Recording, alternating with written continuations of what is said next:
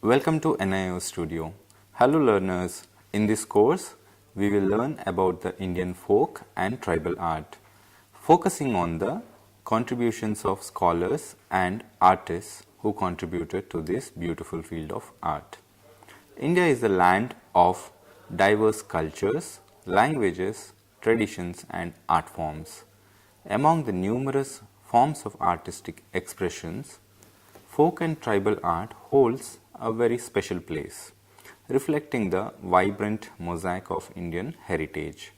Let's look at the objectives which we are aiming at in today's class. You will be able to know the scholars who introduced Indian folk and tribal art to the world at large. Identify the foreigners who have encouraged the folk and tribal arts of India, and you will be able to name those Indians who contributed to the development of folk and tribal art, and you will also be able to recognize the artists who became internationally famous. Some of the Indian and non-Indian scholars who have contributed or made useful efforts to promote folk and tribal art of India along with the rural and tribal culture. Their memorable contributions are anonymous.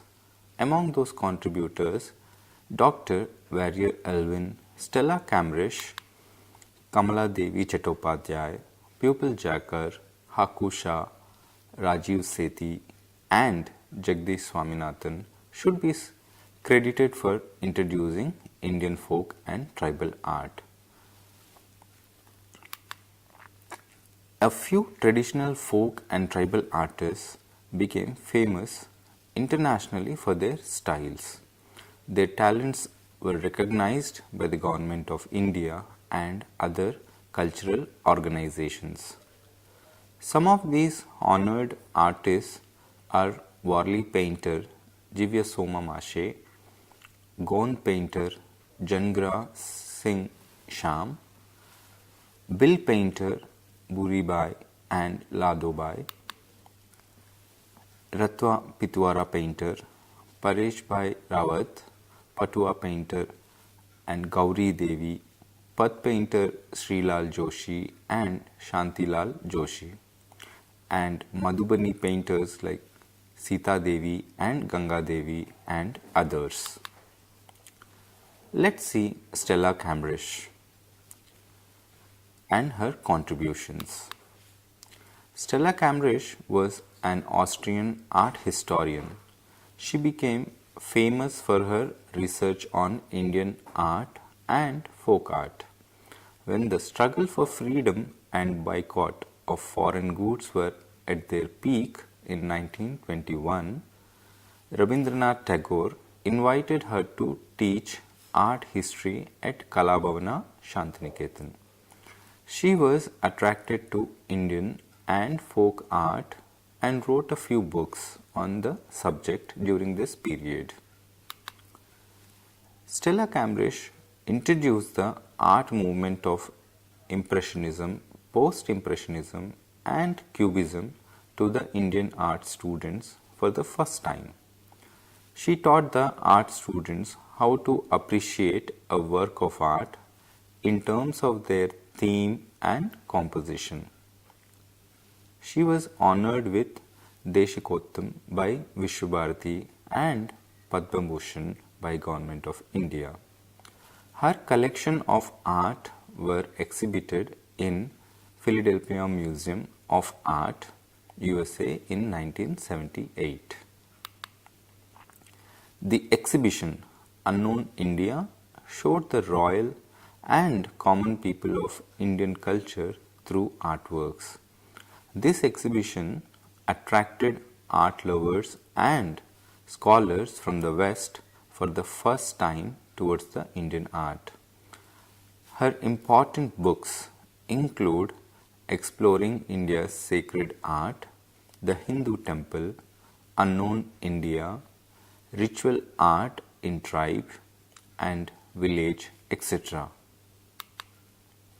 Next comes Warrior Elwin. Dr. Warrior Elwin's main contributions are his research work on tribal and folk art of Northeast India, Odisha and Madhya Pradesh. He is considered as an expert in this field. He was awarded by Sahitya Academy for his contributions. His famous book, The Tribal World of Warrior Elwin, which was released in 1975. His other books includes Songs of the Forest, The Agaria, The Aboriginals, Folk Songs of McCall Hill, Folk Songs of Chhattisgarh, The Muria and their Gothul, The Tribal Art of Middle India, Tribal Myths of Odisha, The Art of Northeast Frontier of India, The Tribal World of Warrior Elwin, Folk Paintings of India, The Baiga, etc. Many more books are written by him on Indian tribal and rural culture. Next comes Kamala Devi Chattopadhyay.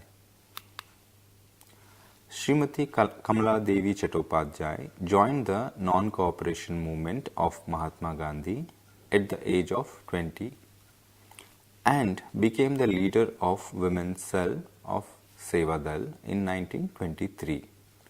Her attraction towards Indian folk arts, crafts, drama and allied subjects inspired her to contribute to the development of these areas. She wrote a few books on Indian folk art to attract international art lovers to Indian folk art crafts. She was awarded Padma Vibhushan, Padma Bhushan and Magsaysay Award. Kamala Devi was not only a great scholar, she was also a social reformer, freedom activist. Also, her contribution to revive India's folk art is also anonymous. She took an active role to empower women in social and economic status. It was due to her initiatives that National School of Drama, Sangeet Natak Academy, Central Cottage Industries Emporium and Crafts Council of India were founded. The real credit for reviving traditional Indian art after 200 years of suppression. This goes to Kamala Devi.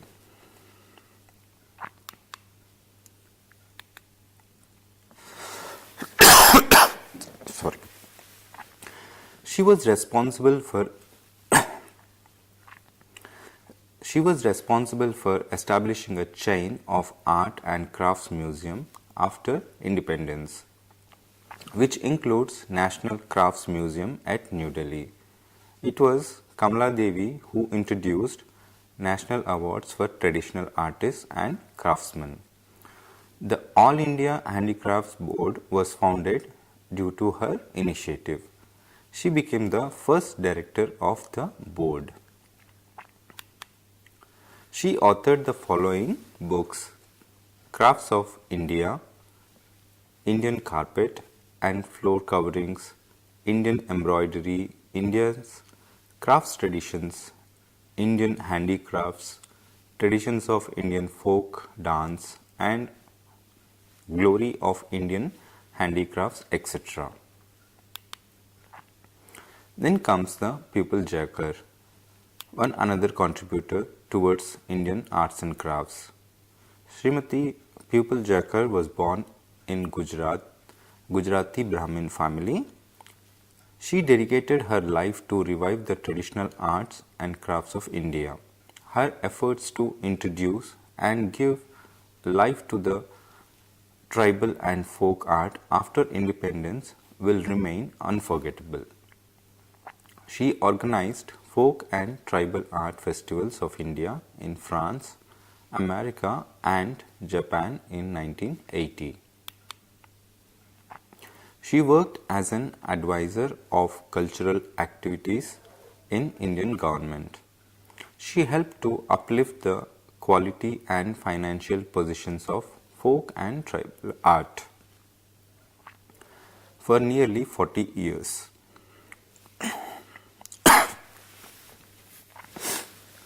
She played a crucial role in reviving Madhubani painting. National Museum of Art and Crafts IGNCA and National Fashion Industries.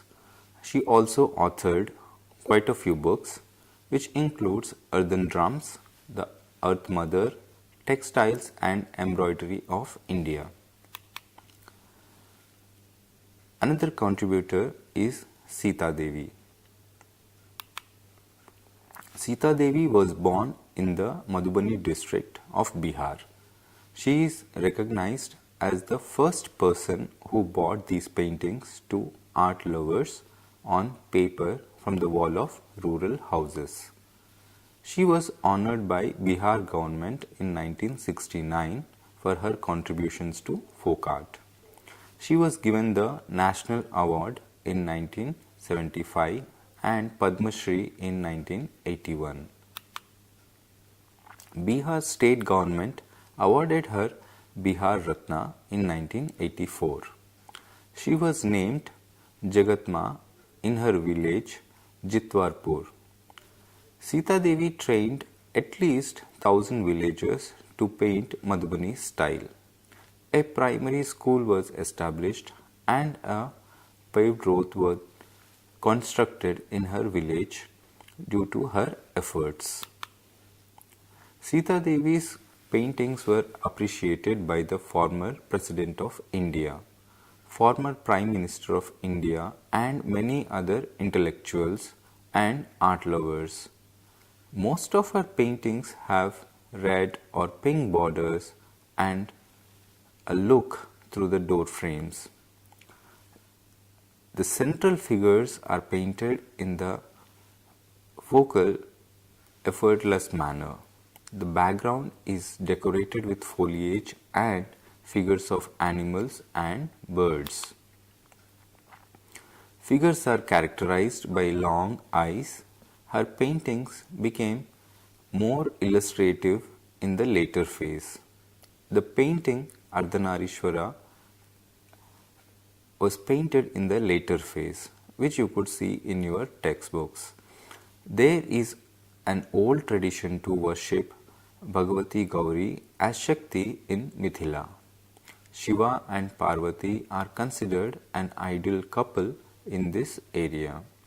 Sita Devi was quite aware of this tradition and used her knowledge to paint. Here you could see one of her beautiful work.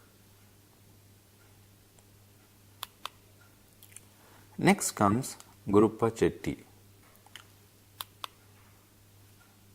He is a Kalamkari painter and his full name is Jonnalagadda Guruppa Chetty. He was born into the family of traditional artists in 1937 at Srikalahasti of Andhra Pradesh. He was trained in Kalamkari from the early childhood and achieved mastery in this art. He developed his own style after learning the traditional forms in depth. He developed the traditional form of art created by the previous generations and led the new and young artists to keep this style alive. He wrote many books both in English and Telugu on this subject. His Telugu book titles are Bhagavat Manimala, Bhratpani Kalamkari and Bharat Ratnamala. Pushpali is the titles of his English book.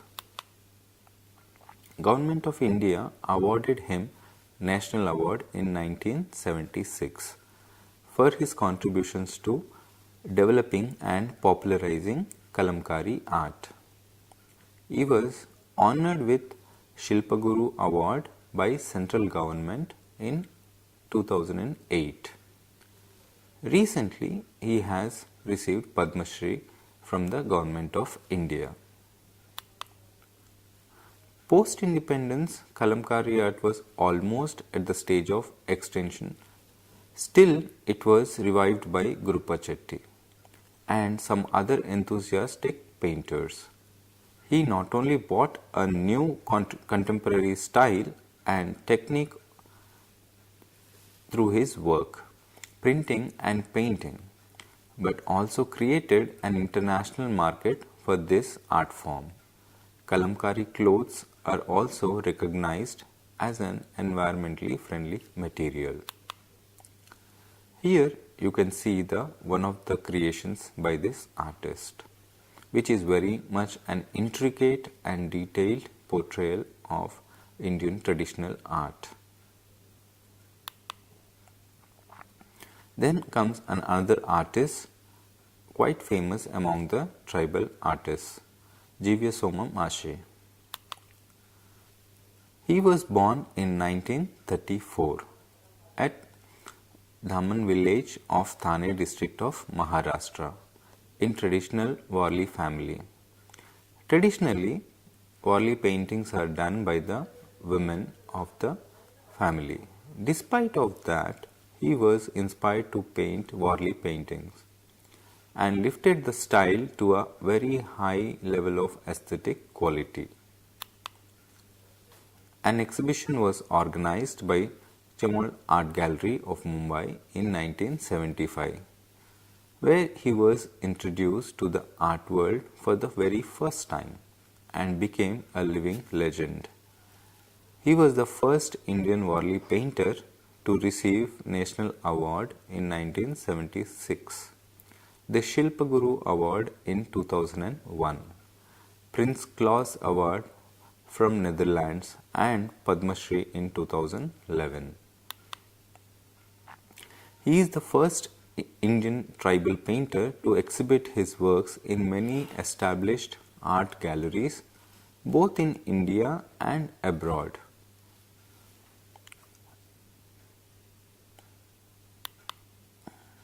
Jivya Soma Mashe was mentioned as an artist who revived the creative language of art, which was one on the verge of extinction. He created a kind of art that balanced nature and culture in the Warli tribal life and philosophy, and successfully gave it a contemporary form. He contributed to the development of the art and culture of tribal people in this manner. Here is one of his creations, beautifully portrayed in white on the brown background. You can see all the tribal features of the art with people involved in various activities, etc. And then comes Janagra Singham Shyam, is also one of the famous artists from Madhya Pradesh. He was born in village Mandala district in Madhya Pradesh with a talent for painting. He showed his talent in other creative fields such as sculpture, mural painting, flute playing and print making in the technique of screen print, lithography, etc. He was also well versed in storytelling art, for which the subcaste Pradhan of Gond tribe is famous. He was born in this subcaste. Famous painter Jagdish Swaminathan could recognize his talents and inspired him to carry on this painting. Janagra was successful in evolving a new form of Gond painting with the help of his aesthetic sense. Some scholars gave his style a new name, Janagra Kalam. The style of Janagra was copied and spread over the Gond community. Janagra not only gave an identity to the Gond art in the contemporary art scenario, but also brought an individual style to his art. He was born in a community who have a tradition of decorating their homes with clay and mural. Jangra was the first such artist who depicted these art forms of gods and goddesses.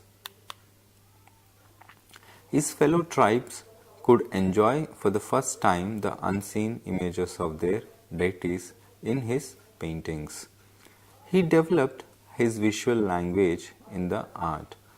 However, his paintings are very simple but attractive due to his usage of the bright colors. The figures are painted with flat colors and then composed of dots of various other colors. The themes of Jangra's paintings are mainly related to birds, animals and tribal gods and goddesses. These paintings are made sporadically. For his contribution, Madhya Pradesh government awarded him Shikhar Samman to Jangra in 1985, which included for developing Gond tribal art. He painted a huge mural on the wall of Assembly building of Madhya Pradesh. His paintings were exhibited all over the world. This is one of his creations where you can see two people hunting the boar. Now let's take a small break and get back to the other part of the class.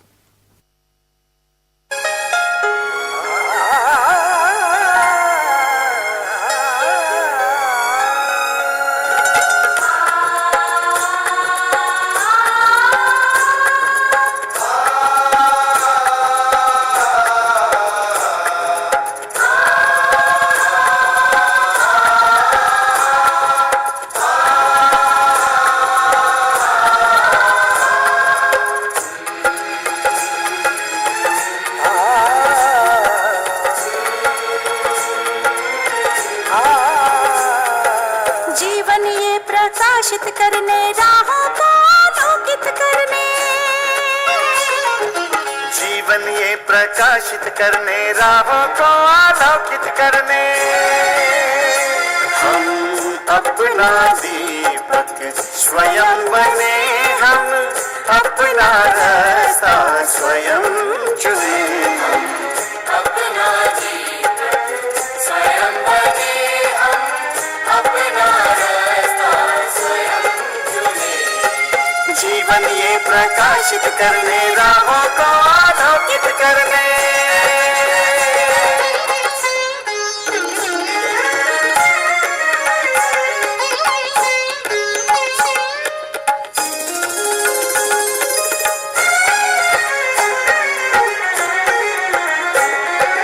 धन साधन समय की सीमा से विद्यालय जो मुक्त हो,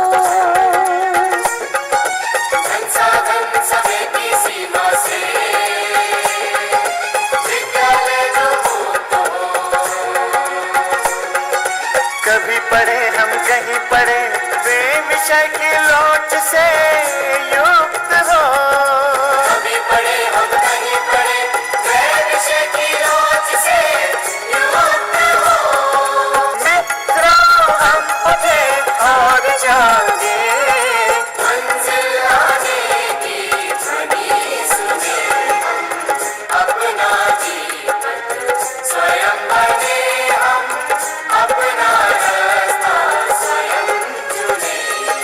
जीवन ये प्रकाशित करने राहों को आलोकित करने।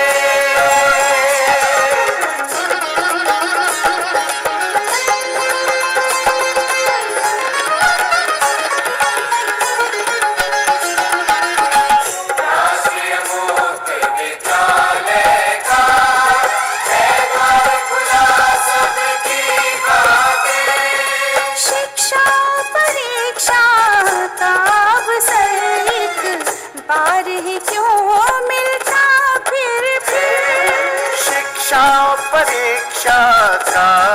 अवसर एक बार ही क्यों मिलता फिर दुनिया में इसके केंद्र बांटे कोई मन चाहा केंद्र चुने हम अपना जीवन स्वयं बने हम अपना रास्ता स्वयं चुने कोई मन चाहा केंद्र चुने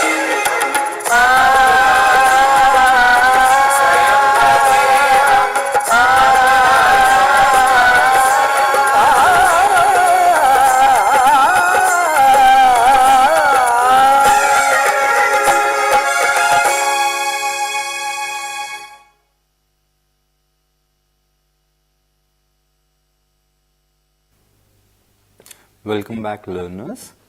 Till now we were looking at the various scholars and the artists who have contributed anonymously to the tribal art and crafts.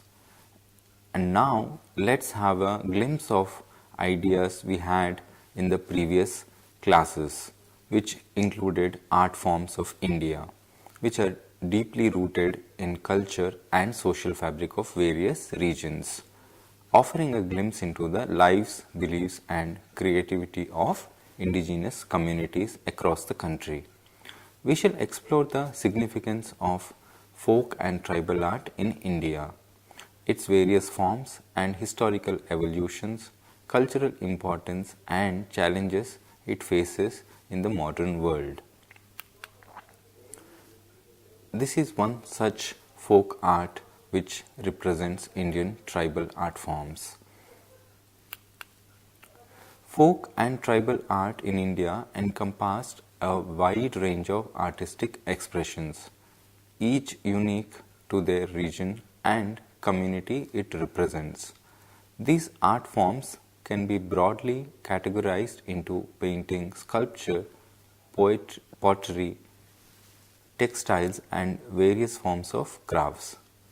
Some well-known examples of painting and the paintings in the folk and tribal art in India include Madhubani painting from Bihar, Warli painting from Maharashtra, Patachitra from Odisha and Bengal, Gond art from Madhya Pradesh and many more. Each of these art forms has its distinct style, techniques and themes, making them a testament to the cultural diversity of the country. If we look at the historical evolution, the roots of folk and tribal art in India can be traced back to ancient times. These art forms have been practiced for centuries, handed down through generations within communities. The themes and the motifs often draw inspiration from nature, mythology, religion and everyday life. Among such arts is Warli art, originating from the Warli tribe in Maharashtra. It features simple white on brown geometric patterns and scenes from tribal life. Madhubani painting, a traditional art form from Bihar, characterized by intricate and colorful depictions of nature and mythology. Patachitra, a style of painting from Odisha known for its intricate detailing and mythological themes. And Gond art, hailing from the Gond tribe in Madhya Pradesh, it uses vibrant colors and depicts flora and fauna. This is one of the example of Mithila painting. You can see the vibrant colors and the portrayal of the animals. This is one of the paintings from Santals, which shows the tribal life. And here is a Kalamkari work.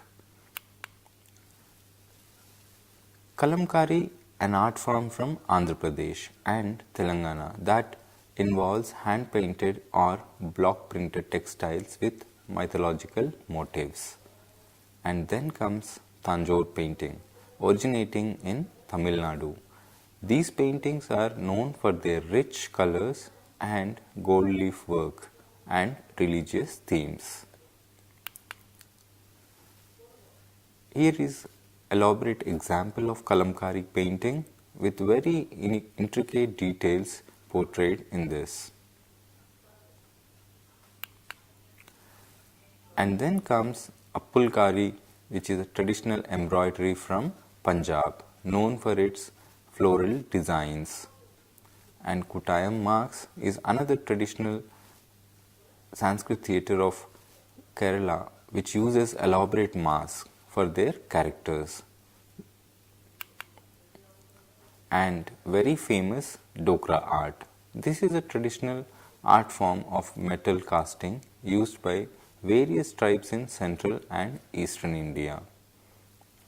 And Gond sculpture is one another art form which is beyond paintings. The Gond tribes also created these beautiful three-dimensional art forms using wood. And Manjusha art, a traditional art form from Bihar which involves painted containers to narrate stories. And Toda embroidery, the Toda tribe of Nilgiri Hills created distinctive embroidery with bold geometric designs. Arunachal's weaving, the Arunachal Pradesh tribes are skilled weavers creating vibrant textiles with intricate designs. And Kolam, the traditional floor art from South India, created with the rice flour or colored powder. And Shora painting, which is from Odisha, known for its simple yet striking patterns. Here you can see another example of Papuji Kapat painting. And from the north, if you see Kashmiri paper mache, artisans in Kashmir crafts intricate decorative items using this technique, which are all done in paper mache. And nonetheless, Adivasi pottery. Various tribal communities across India have their distinctive pottery traditions. Among that is the tribal pottery, which is often functional and decorative. And Kutch embroidery. Kutch region in Gujarat is known for its exquisite embroidery with mirror work. And Chamba rumals. Colorful embroidery from Himachal Pradesh, which often depict stories or the natural motifs. And covered art, it's another art form of narrative painting, specifically from Rajasthan, usually found on wooden boxes. And just like Odisha's Patachitra, you also see Bengal's Patachitra, which is a traditional narrative scrolls from West Bengal, depicting stories from mythology and folklore.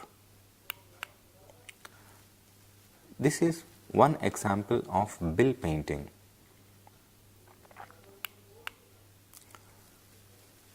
Khobar painting is another traditional art from Bihar, particularly in Bhagalpur region, which is often used in wedding ceremonies. Lepcha art from Lepcha community in Sikkim. It includes colorful designs and motifs on textiles and artifacts. Naga shawls are another art form from northeastern India, created in distinctive shawls with a unique motifs and patterns. Shora art, the traditional tribal art from Odisha, often painted on the walls of huts and inspired by nature and rituals. Kokkali art, an art form from Kerala that uses coconut shells to create intricate sculptures. And Pitora painting, which you can see here, which is very colorful and vibrant.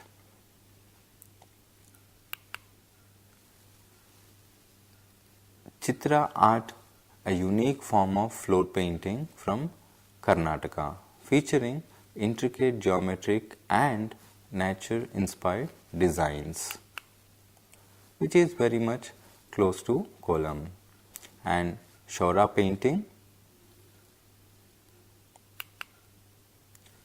and from Himachal Pradesh comes the Thangka painting, which is a Tibetan Buddhist tradition that has influenced art in the Indian Himalayan region, including Himachal Pradesh. These intricate scroll paintings depict deities, mandalas, and religious narratives, and are used in religious ceremonies and meditation. You could see one of such example here.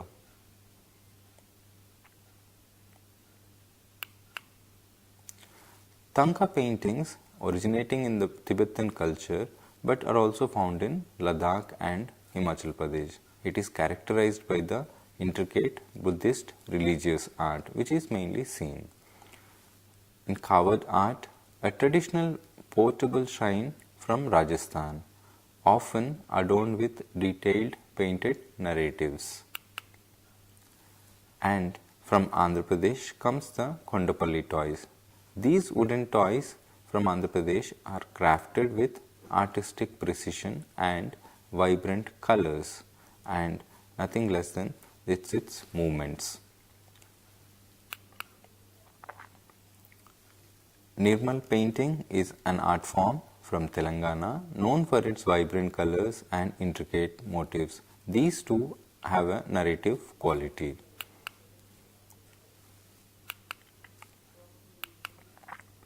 Certainly, here are some background informations on the selection of folk and tribal art forms in India and their utility.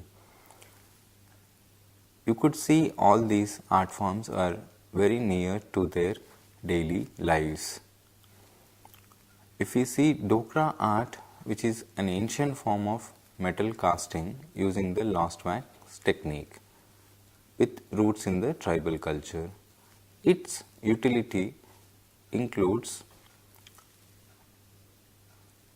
as a decorative items and created for jewelries and idols. It also plays a role in preserving the cultural heritage of tribal communities. If we look at the pottery part, tribal communities in India have often passed down through these generations and used them in daily life, such as cooking and storage. It also holds cultural and ritual significance with specific forms used in ceremonies and rituals. Like we have spoken about the Kutch embroidery, which has been practiced for generations by various communities in Kutch region of Gujarat, its utilities is beyond aesthetic appeal. It is used in clothing, home furnishing, and often serves as an important source of income for local artisans. It's also visible with the Naga shawls. These have both cultural and practical significance. They are worn during the rituals, ceremonies, and daily lives and signify the wearer's tribal identity. Like we can see in Kalamkari, it is used for clothing, wall hanging, and other decorative purposes, which is often featuring the mythological stories.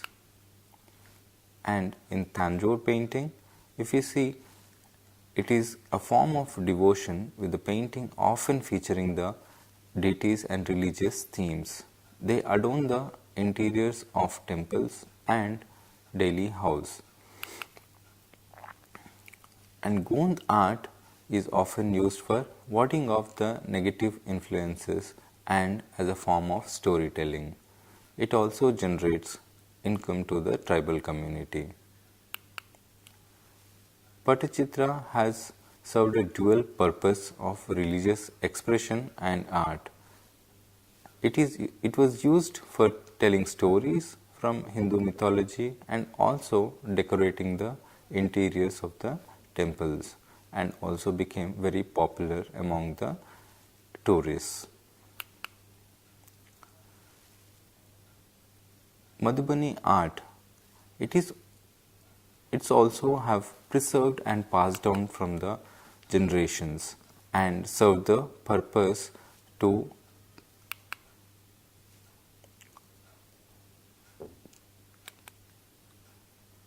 communicate and express the mythological stories.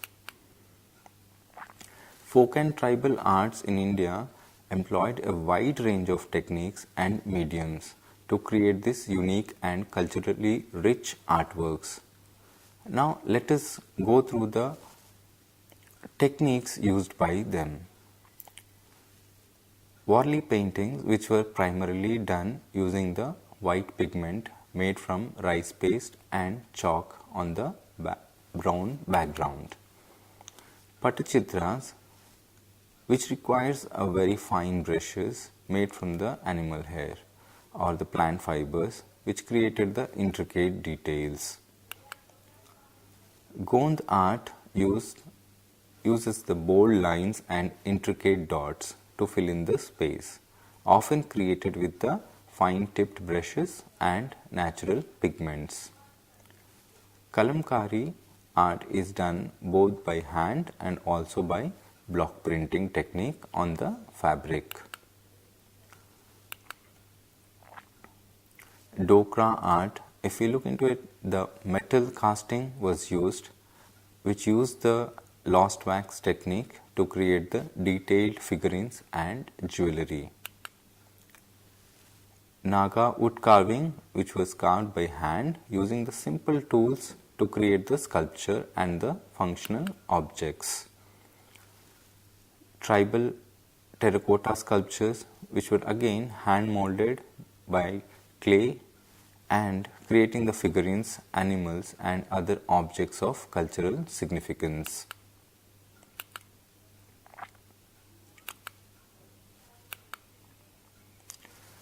Paper maches and the scroll arts. Kashmiri paper mache molding, and it was molded by hand again, which had very intricate details. These techniques and mediums reflect the resourcefulness and the creativity of folk and tribal artisans, who often used locally available materials to create their art, preserving their cultural heritage while adapting to their environment. The various styles of folk and tribal art in India holds a significant cultural, social and economical importance.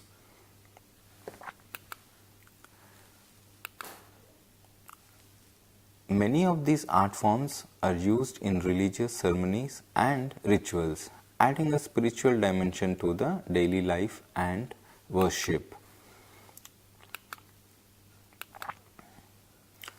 These art forms are not only visually stunning but also play a crucial role in preserving cultural legacies, fostering the community identity, and contributing to the livelihood of many marginalized communities across India. Like in the previous lesson, we have seen the contributions of women artists to these art forms. Thank you, learners.